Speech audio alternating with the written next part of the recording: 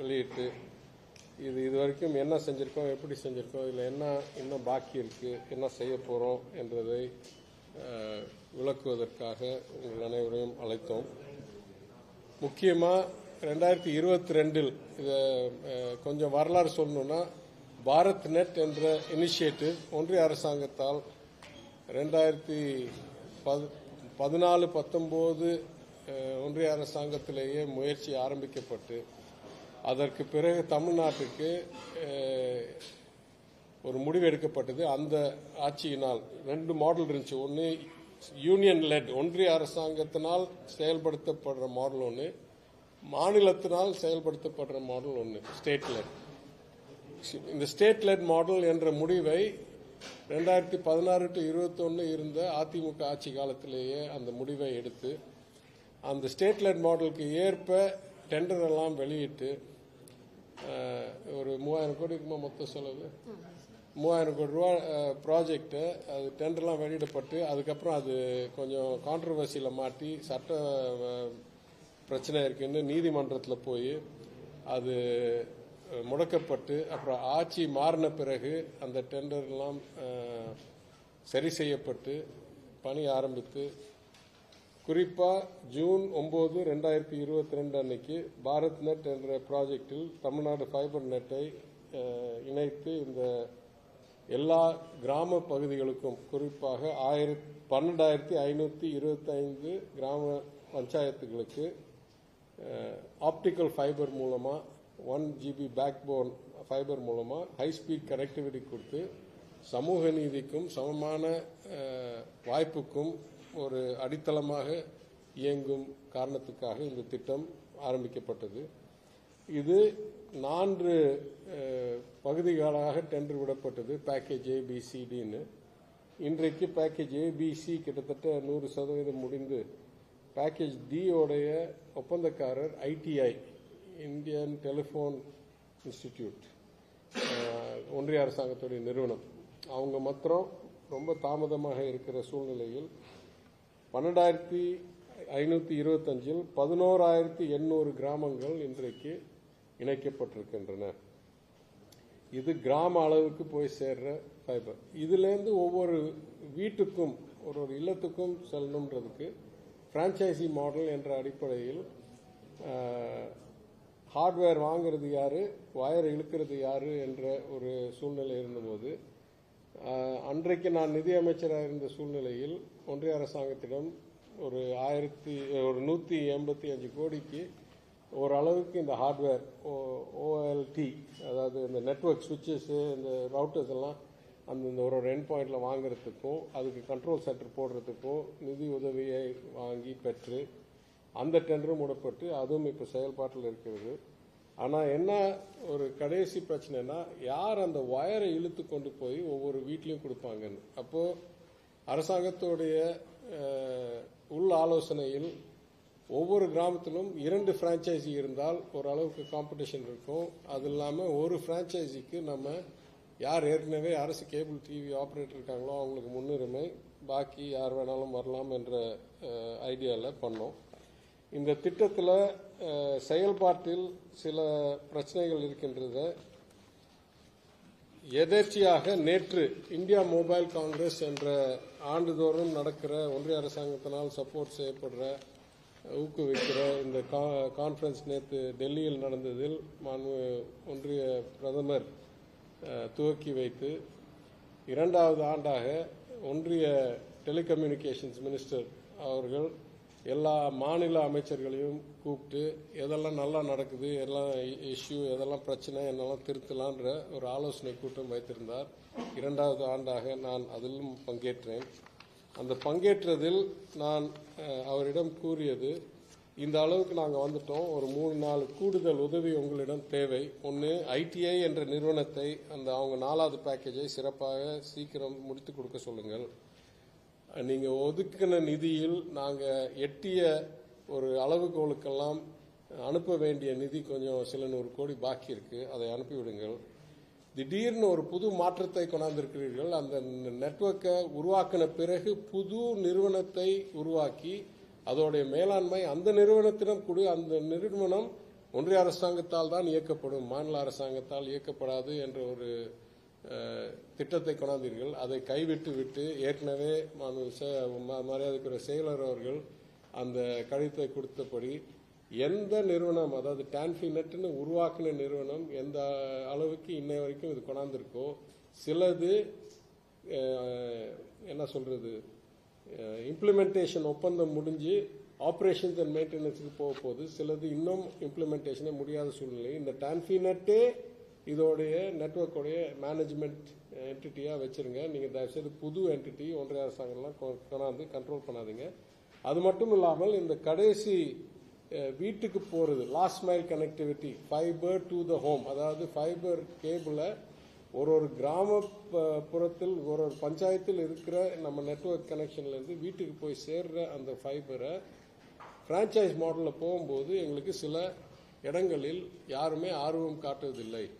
ஏன்னா ஃபைபர் வாங்குறது, fibre manage பண்ணுறது, இதெல்லாம் ஒரு கிராமமாக பண்ணுற அளவுக்கு சிறு குறு தொழில்கள் நாங்கள் விருப்பப்பட்டோம், தொழில் அதிபர்கள் விருப்பப்பட்டோம். ஆனால் அந்த அளவுக்கு அவங்களுக்கு இன்ட்ரெஸ்ட் இல்லை, அவங்களுக்கு ரிஸ்க் ஜாஸ்தியாக தோணுது. எனவே நாங்கள் ஒரு கிராமம் பதிலாக ஒரு மாவட்டம் அளவில் ஒரு பார்ட்னரை எடுத்து அந்த மாவட்டத்தில் இருக்கிற அனைத்து கிராமங்களுக்கும் இந்த மாதிரி மினிமம் 2 ஃப்ரான்ச்சைசிஸ் பங்கில் போட்டு 50% வருமானம் அவங்களுக்கும் 50% வருமானம் கார்பரேஷனுக்கும், குறிப்பாக ஆரம்பிக்கிற plan ₹199 a month, ₹199 a month மாசத்துக்கு இன்டர்நெட் கிடைக்கிற மாதிரியும், ஸ்பீடு வெவ்வேறு ஸ்பீடில் 10 Mbpsலேருந்து 200 Mbps வரைக்கும் வெவ்வேறு பிளானில் வெவ்வேறு ரேட்டில் உருவாக்கலாம் என்ற திட்டத்தில் இருக்கிறோம். புதுசாக பாரத் நெட் உட்யாமி ஸ்கீம் என்ற ஸ்கீம் ஒன்றிய அரசாங்கம் ஆரம்பித்ததில் எங்களுக்கு உதவி கொடுத்து ஒரு 4 லட்சம் கிராமப்புற வீடுகளுக்கு இந்த ஃபைபர் இணைப்பதற்கு நிதி உதவி வழங்குங்கள். ஏன்னா நேற்று ஒன்றிய அமைச்சர் மதியம் 2:30 மணி 3 மணிக்கு உரையாடும் போது சொன்னார், 1,40,000 கோடி டெலிகாம் இன்ஃப்ராஸ்ட்ரக்சருக்கு நாங்கள் ஒதுக்கியிருக்கோம். இது வரைக்கும் வரலாற்றில் ஒதுக்காத நிதியை ஒதுக்கியிருக்கோம். எங்களுடைய இலக்கு அனைத்து வீடுகளுக்கும் ஹை ஸ்பீட் இன்டர்நெட் ஆக்சஸ் போய் சேரணும். அது மட்டும் இல்லை, மாநில அரசாங்கங்களுடைய ஒத்துழைப்போடு தான் எங்களால் இதெல்லாம் சிறப்பாக செயல்படுத்த முடியும் என்று அவர் கூறினதுக்கு பிறகு நான் உரையாட வாய்ப்பு கிடைத்ததனால் இதை வரவேற்கிறோம். கூட்டாட்சி தத்துவத்தில் இதெல்லாம் நீங்கள் கரெக்டாக செஞ்சீங்கன்னா, எங்களை பார்ட்னராக எடுத்துக்கிட்டிங்கன்னா பண்ணுவோம். இத்தகைய கூட்டங்கள் நீங்கள் நடத்துவது ரொம்ப பயனாக இருக்கிறது. இந்த முதல் ஆண்டு கூட்டத்தில் சும்மா கருத்து பரிமாற்றம் இருந்தது. இந்த ஆண்டு கூட்டத்தில் 6 மாநிலங்களை முன்னுதாரணமாக நிறுத்தி, இந்த மாநிலம் இதை சிறப்பாக செஞ்சிருக்கு, இந்த மாநிலம் இதை சிறப்பாக செஞ்சிருக்கு, இதெல்லாம் பாக்கி மாநிலங்கள் படித்துக் கொள்ளலாம், இதனால் பயனடையலாம் என்று கூறினீர்கள். அதில் தமிழ்நாடை ஒரு மாநிலமாக சிறப்பாக செயல்பட்டிருக்க மாநிலமாக கூறினதுக்கு நன்றி. நான் கூடுதலாக வைக்க வேண்டிய ஒரு வேண்டுகோள், இந்த மாதிரி ஒரு வருஷத்துக்கு ஒரு தடவை 1 மணி நேரத்துக்கு இந்த மீட்டிங் நடத்துறதுக்கு பதிலாக நீங்களே சொல்றீங்க சில ஆஸ்பெக்ட்ல சில மாநிலம் முன்னேறி இருக்கு, சில ஆஸ்பெக்ட்ல நீங்க நிதி கொடுத்தா சிலர் சரியா செயல்படுத்துறாங்க, சரியில்லை. ரைட் ஆஃப் வே உங்களுடைய மாடல் பார்த்தா எங்களுக்கு பாதிப்பா இருக்கு. ஏன்னா நீங்க சொல்றபடி பார்த்தா உள்ளாட்சி சந்தித்து மாநிலங்களுக்கும் ஒன்றியத்துக்கும் இருக்கிற கருத்துக்களை பரிமாற்றம் செய்து அங்க சட்டம் உருவாக்குற உரிமையும் உண்டு. அதெல்லாம் நம்ம கேட்கல. இந்த மாதிரி best case scenarios, case studies எல்லாம் கலந்து ஆலோசிக்க ஒரு வேண்டுகோள் வைக்கிறேன் என்றேன். உடனடியாக அவரை ஏற்றுக்கொண்டு இந்த மாதிரி 6 மாசத்துக்கு ஒரு தடவை இனிமே எல்லா ஐடி மினிஸ்டர்ஸையும் கூப்பிட்டு நாங்கள் கூட்டம் நடத்துகிறோம், பெஸ்ட் கேஸ் சொல்யூஷன்ஸ் எல்லாம் ஒருத்தருக்கு ஒருத்தர் கற்றுக்கலாம், கேஸ் ஸ்டடிஸை கொண்டாந்து ப்ரெசென்ட் பண்ணுங்க அப்படின்னு சொல்லியிருக்காரு. எனவே ஏன் இதெல்லாம் சொல்ல வரேன்னா, இது ஜாயிண்ட் ஒன்றிய மாநில அரசுடைய முயற்சி. சில நிதி அவங்ககிட்டேருந்து வருது, சில நிதி நம்மகிட்டேருந்து வருது, செயல்பாடு நம்ம கண்ட்ரோல் இருக்கு. ஆனால் ஒரு கான்ட்ராக்டர் அவங்களுடைய நிறுவனம். இந்த சூழ்நிலையில் தாமதமாக ஆரம்பிக்கப்பட்ட இந்த ப்ராஜெக்ட் இந்த அளவுக்கு வந்த பிறகு முதல் இதோடைய பயனாக வரும் சனிக்கிழமை 11ஆம் தேதி அக்டோபர் மாதத்தில் காந்தி ஜெயந்தி ஒட்டி நடத்த இருக்கக்கூடிய கிராம சபை கூட்டங்களுக்கு மாண்பு முதலமைச்சர் அவர்கள் இந்த பாரத் நெட் டான்ஃபி நெட் பேக்போன் வழியாக சுமார் 10,000 கிராமங்களுக்கு ஒரே நேரத்தில் உரையாடி அதில் சில கிராமங்களுக்கு 2-வே கனெக்ஷன் கொடுத்து இந்த இன்டர்நெட் பேக்போன் மூலமா இந்த ஆண்டோடைய கிராம சபை கூட்டம் நடத்த இருக்கிறது என்று இங்கே கூற விரும்புகிறேன்.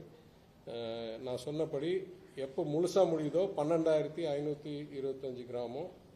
இன்றைக்கு இருக்கிற சூழ்நிலை அந்த பேக்கேஜ் 4ல மாத்திரம் கொஞ்சம் பாக்கி இருக்கு. 11,800 11,800 ஏற்கனவே கனெக்ஷன் ஆயிடுச்சு. அதில் இந்த எக்யூப்மெண்ட்லாம் போட்டு லாஸ்ட் லைன் வரைக்கும் போய் வீடியோ கனெக்டிவிட்டி பண்ணுற வரைக்கும் ஒரு 10,000 ஏற்கனவே ட்ரையல்லாம் முடிச்சு இந்த சனிக்கிழமை நாளான்னைக்கு காலை 10:30 மணி அளவில் முதலமைச்சர் இந்த டான்ஃபிநெட் பேக்போனுடைய first state wide connectivity test இந்த கிராம சபை கூட்டத்தை நடத்த இருக்கிறார்.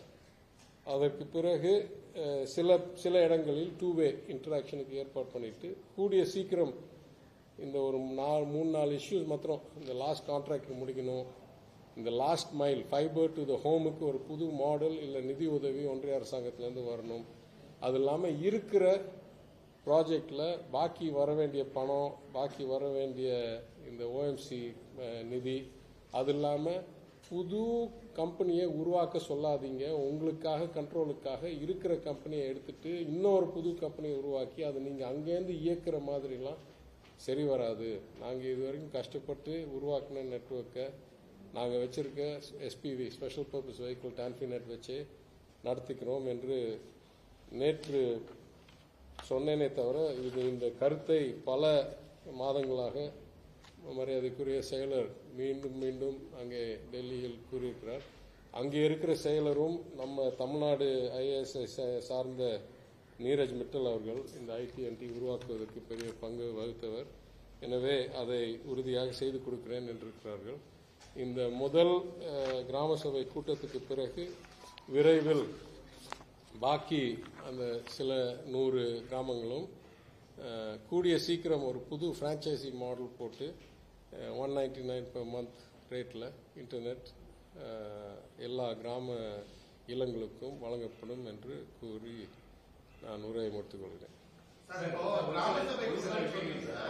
கிராமசபை கூட்டத்தில் முதலமைச்சர் எங்க இருந்து கலந்துப்பாரு, அவங்க மக்கள் எங்க இருந்து கலந்துப்பாரு, ஒரே இடத்துல வந்து இருக்கிற மாதிரி அவங்க வீட்டுல இருந்து பாக்குறோம். இப்போதைக்கு வீட்டுக்கு அந்த லாஸ்ட் லைன் இன்னும் முடியலன்றதுனால ஒவ்வொரு கிராமத்தில் ஒரு இடத்தில் கூடுவார்கள். கிராம சபைனா யூஸ்வலா கிராமத்துல கூடுறது தான், அது அவங்க பண்ண போறாங்க. அந்த இடத்துக்கு இங்க இருந்து ப்ராட்காஸ்ட்.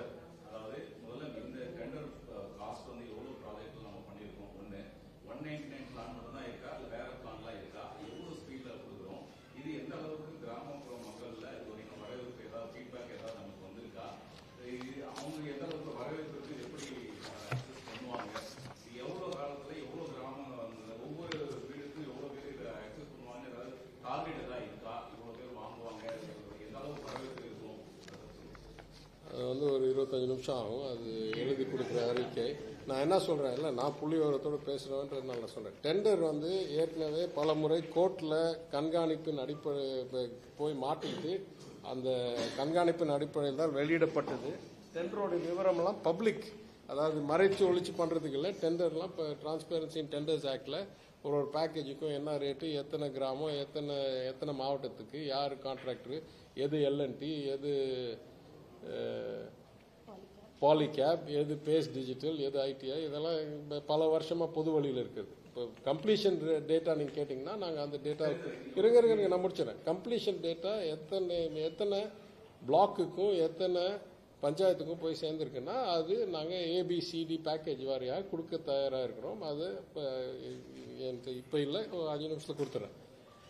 வீட்டில் என்ன வரவேற்பு இருக்கு, எந்த அளவுக்கு எடுத்திருக்காங்க, எந்த அளவுக்கு எடுக்க போறாங்கன்னா நம்ம வந்து பிரான்ச்சைசியை கேபிள் போய் சேர்த்தாதான் அதுக்கப்புறம் வீட்டில் என்ன வரவேற்பு இருக்குன்னு தெரிய முடியும். நாங்களும் பல இடங்களுக்கு போய் ஆய்வு செஞ்சிருக்கிறோம் கற்றுக்கொள்ளும் காரணத்துக்காக.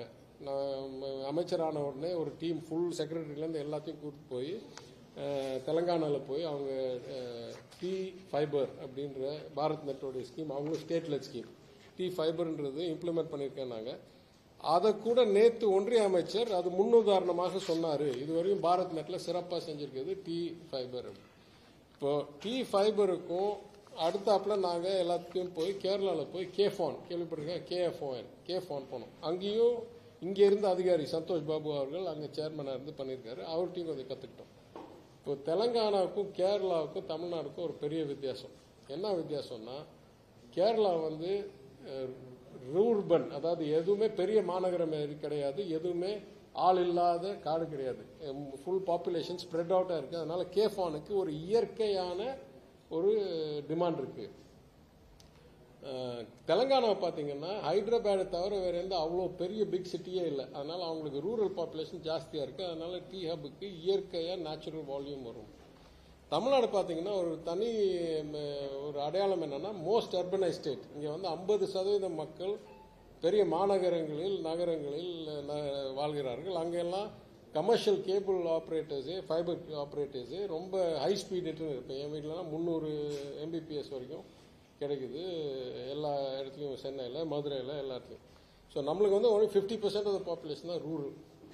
அது இல்லாமல் நம்மளுக்கு இன்னொரு இஷ்யூ இருக்குது. நம்மளுக்கு கொஞ்சம் பொருளாதாரத்தில் முன்தங்கிய மாநிலம் என்றதுனால் நம்மளுக்கு வந்து கிட்டத்தட்ட 75%க்கு மேலே ஸ்மார்ட் ஃபோன் பெனிட்ரேஷன் இருக்குது. ரூரல் அர்பன் ரெண்டையும் சேர்த்தால், அதாவது இன்னும் ரூரல் இன்னும் சொன்னோன்னா கிட்டத்தட்ட ரூரல்லையே 75% ஸ்மார்ட் ஃபோன் வந்துருச்சு. சில இடத்துல டவர் இல்லை, நானும் பார்த்துருக்கேன். சில கிராமங்களில் மலைப்பகுதிகளெலாம் டவர் இல்லை, செல் டவர்லேயே தவிர, இல்லைன்னா செல்ஃபோனும் ஸ்மார்ட் ஃபோனும் ஓரளவுக்கு வந்துருச்சு. எனவே இது வந்து சமூக நீதிக்காகவும் ஏழை மக்களுக்கு ஏதாவது ஒரு ஆக்சஸ் கிடைக்கணும் என்றதுக்காகவும் ஹை ஸ்பீட் டேட்டா இருந்தால் வீடியோவால் கல்வியும் பயிற்சியும் வர முடியும் என்றதுக்காகவும். அது நேற்று ஒன்றிய அமைச்சரும் சொன்னார். எங்களுக்கு ஏன் இது மெயின் ப்ராஜெக்ட்னா, இப்போ பொருளாதார சூழ்நிலை மாறிக்கொண்டே இருக்குது. இப்போ ஏஐலாம் வரும்போது எல்லாத்துக்கும் நிறைய ரீஸ்கில்லிங் பண்ண வேண்டியிருக்கு. இந்த ரீஸ்கில்லிங்லாம் பண்ணுறதுக்கு இந்த ஃபைபர் பேக் போன் நம்மளுக்கு ரொம்ப யூஸ்ஃபுல். இன்னும் நிறைய ஆராய்ச்சி இருக்குது. கல்வியை ஒருத்தர் பெற்றுக்கொள்வதற்கு வாயில் சொல்கிறதுக்கோ புக்கில் படிக்கிறதுக்கோ வித்தியாசம், வீடியோவில் பார்த்தா ரொம்ப ஈஸியாக. யூடியூப் தான் இருக்கிறதுலே பெஸ்ட். யூடியூப்னா ஒரு பிராண்ட் சொல்கிறேன், ஆனால் வீடியோ இன்ஸ்ட்ரக்ஷன் தான் இருக்கிறதுலே பெஸ்ட் லேர்னிங் மாடல். அதனால் இதை வந்து நம்ம கடமையாக செய்கிறோம். முதலீடு ஃபுல்லாக கவர்மெண்ட் செஞ்சிருச்சு. அந்த கவர்மெண்ட்டும் நம்ம கவர்மெண்ட்டும் பேசிக் ஆப்ரேட்டிங் காஸ்ட்டுக்கு தான் நம்ம பணம் வாங்குறோமே தவிர நம்ம இது வந்து லாப நோக்கத்தில் நடத்தலை. அதனால நான் எதிர்பார்க்கிறேன், யாருக்கெல்லாம் வேற ஏதாவது வாய்ப்பு இல்லையோ அவங்க தேடுவாங்க. அதுக்கு மேல எங்களுக்கு ஒரு பெரிய பலன் இருக்கு. என்னன்னா, இன்றைக்கு எல்லா எல்லையிலும் இருக்கிற அரசாங்க நிறுவனங்கள் தேர்ட் பார்ட்டிகிட்ட இல்லை வேற ஏதோ ஒரு வழியில் இன்டர்நெட் கனெக்ட் பண்ணிருக்காங்க. அதனால நாங்கள் 100% அரசோடைய அலுவலகங்கள், taluk, block, panchayat, VAO, forest officer எல்லாத்தையும், அது இல்லாமல் செக்ரட்டரி சொல்றாரு பிஹெச்சி, பிரைமரி ஹெல்த் சென்டர், எல்லா பள்ளிகள் எல்லாத்தையும் இந்த வழியாக நாங்கள் கனெக்ட் பண்ணி அவங்களுக்கும் ஒரே இன்டகிரேட்டட் பேக் போனை கொடுக்க போறோம். அரசாங்கத்தோடைய கனெக்டிவிட்டி இது ஒரு நல்ல பலன்.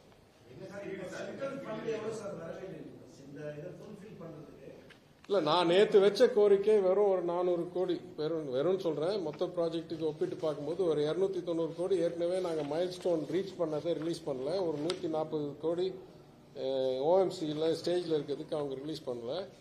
இன்னும் முடிக்கிற வரைக்கும் இன்னும் அதுக்கு மேல சில என்ன, அதாவது பேமெண்ட் ப்ராசஸ்ல இருக்கு.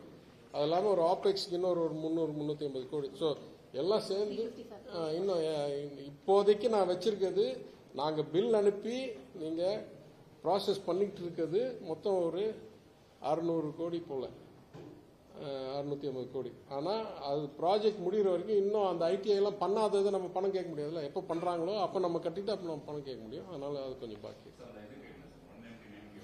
இல்லை 199க்கு 299 இப்போதைக்கு ஸ்பீடை நாங்கள் அனாவசியமாக ரெஸ்ட்ரிக்ட் பண்ண விருப்பம் இல்லை.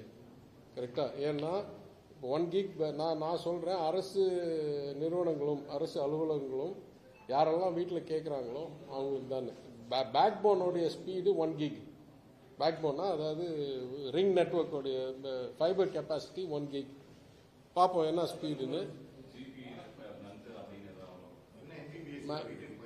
நான் திருப்பி சொல்றேங்க, பேக் போனோடைய கெப்பாசிட்டி 1 Gbps. அதனால யூட்டிலைசேஷன் டிமாண்டை பொறுத்து தான் ஸ்பீடு வரும். சொல்ற புரியுதுல, ஒரு கிராமத்துல இருந்து அடுத்த கிராமத்துக்கு போற மொத்த பைப்போடைய பேண்ட்வித் 1 Gbps. 10 பேர் ஒரே நேரத்தில் எடுத்து 100 Gbps போனா 100 Mbps போனாலும் போகும். நான் சொல்றதுல மல்டிபிளெக்சர்லாம் வச்சது கொஞ்சம் டெக்னிக்கல் கொஸ்டின்.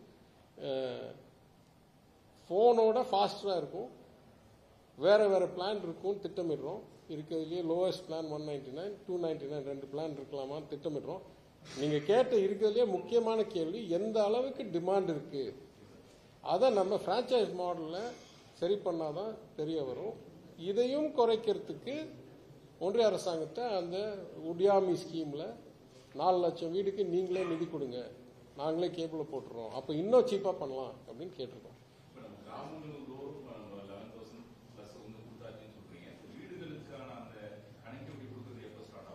அதாங்க பிரான்ச்சைசி மாடல். அதாவது அரசாங்கம் இல்ல அதாவது இங்கேருந்து நான் ஏற்கனவே அறிவிச்சு பார்ட்னரை தேடி சில இடங்கள்ல டிமாண்ட் வரவே இல்லைன்னு வந்து அதனால மாடலை மாத்தணும்னு சொல்லி ஏற்கனவே ஒரு 6 மாசத்துக்கு மேல, எத்தனை மாசம் இருக்கும், 3 மாசத்துக்கு மேல இதை நாங்க ட்ரை பண்ணிட்டே இருக்கோம். சில கிராமங்களுக்கு வர்றாங்க, வேணும் எனக்கு, நான் பார்ட்னரா வரேன். சில கிராமங்களுக்கு யாரும் வரல. அதனால இதை வந்து கிராமத்துக்கு நான் இந்த அறிக்கையில இந்த தகவல் இருக்கு.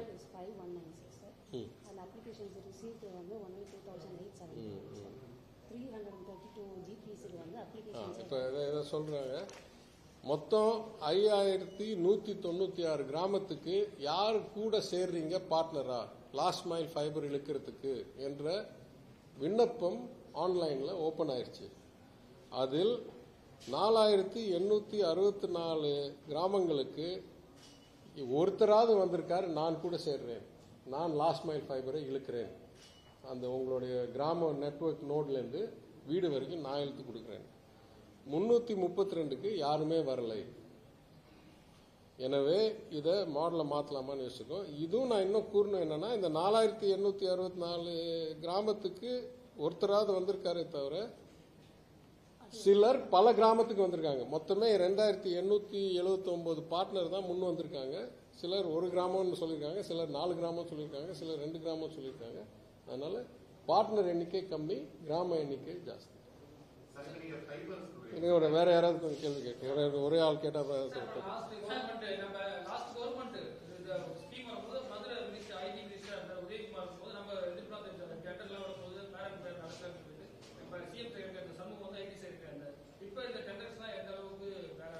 இல்ல அதாவது டெண்டரை கோர்ட்டால் ரத்து செய்யப்பட்டு அவங்க விட்ட டெண்டர் நிக்காதுன்னு சொல்லி அதனால் டெண்டரே நடத்தாம இருந்த சூழ்நிலையில் ஆட்சி மாறின பிறகு நான் நிதியமைச்சராக இருந்தபோது என் அருமை சகோதரர் மாண்பு அமைச்சர் மனோஜ் தங்கராஜ் ஐடி துறை அமைச்சராக இருக்கும்போது அந்த டெண்டர் எல்லாம் ஒர்க் ஆர்டர் ஏற்கனவே ஏடிஎம்கேல கொடுத்தாங்களா, அதாவது அவங்க கோட்டை முடிச்சு மாண்பு இன்னைக்கு சட்டமன்ற உறுப்பினர் அன்றைக்கு அமைச்சர் உதயகுமார் காலத்திலேயே டெண்டர் கடைசியா நடத்தப்பட்டு ஒர்க் ஆர்டர் கொடுத்துட்டு வேலை ஆரம்பிக்காம இருந்துச்சு. உங்களுக்கு ஞாபகம் இருக்கு ஏன்னு?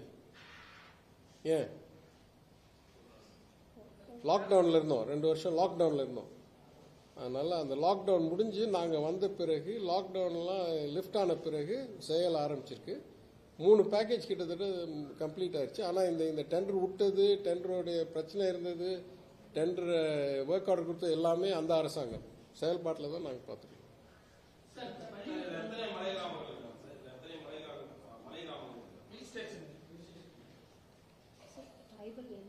அதாவது 525 கிராமம் தான் அரசாங்கத்தோடைய ரெக்கார்டு படி இருக்கிற கிராமம். எங்கெல்லாம் கிராம பஞ்சாயத்து இருக்கோ அந்த கிராம பஞ்சாயத்து எல்லாம் சேர்த்துனால் 12525. அனைத்துக்கும் இந்த கேபிள் போகுது. மலையா பிளேன்ஸா வித்தியாசம் இல்லை.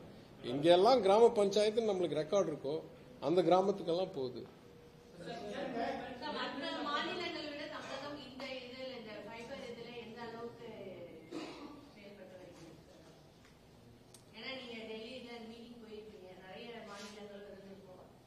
இல்ல அதான் சொல்றேன், நேத்து கிட்டத்தட்ட 24 மணி நேரம் கூட ஆகல. நேத்து மதியம் ஒன்றிய அரசாங்கத்தோடைய அமைச்சர் பேசும்போது இதுவரைக்கும் சிறப்பா பாரத் நெட்டை செயல்படுத்தினது தெலங்கானா என்று கூறினார்.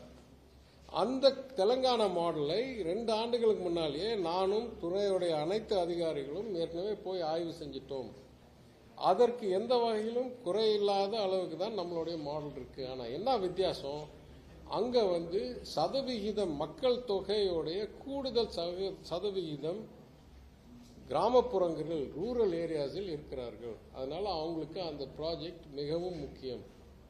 நம்மளுக்கு மார்க்கெட் காம்படிஷனே பிகாஸ் பொருளாதாரமும் முன்தங்கி இருக்கணும், அர்பனைசேஷனும் ஜாஸ்தி இருக்கிறதுனால இப்போ சென்னையில் எனக்கு தெரிஞ்சு 3 ஆப்ரேட்டர் இருக்காங்கன்னு நினைக்கிறேன். சென்னையில் 100 Mbps எல்லா இடத்துலையும் கொடுக்கறதுக்கு ஃபைபரில் கரெக்டாக கமர்ஷியல் ஆப்ரேட்டர் இருக்கா இல்லையா? ஹாத்வே, ஐசிடி, செரி நெட்வொர்க் 3. அதனால என்ன சொல்றேன், இந்த திட்டம் நகரத்துக்கே கிடையாது, வெறும் கிராமப்புறங்களுக்கு மட்டும்தான்.